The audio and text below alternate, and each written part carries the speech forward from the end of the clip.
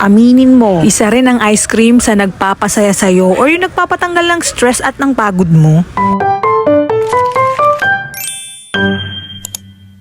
Nagkayayaan nga kaming maglaro at tumambay dito sa may Victory Town Center sa Sample Market, San Jose del Monte, Bulacan. Kung taga-Sapang Palay ka, sigurado ako alam na alam mo kung saan ito. Maliban nga sa play area dito sa may BTC, isa sa mga pinupuntahan ko dito ay yung mga food tripan. At dahil gusto nga natin ng very comforting at budget-friendly na pagkain, ay dito na tayo sa Habibi Frost Ice. Meron nga sila dito mga naka-cone na ice cream, sundae twist, mango graham, at meron din silang coke float.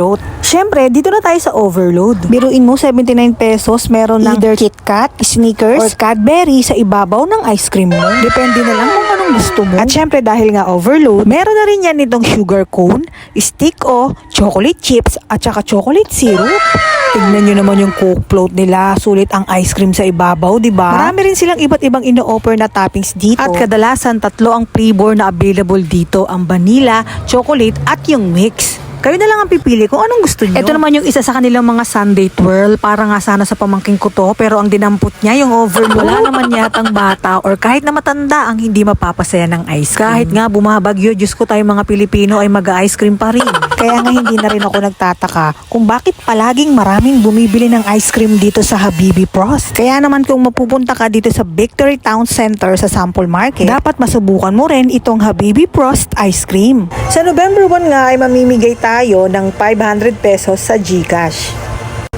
6 as in 6 na winners, tagpa 500 pesos na papremyo sa GCash ang ibibigay natin.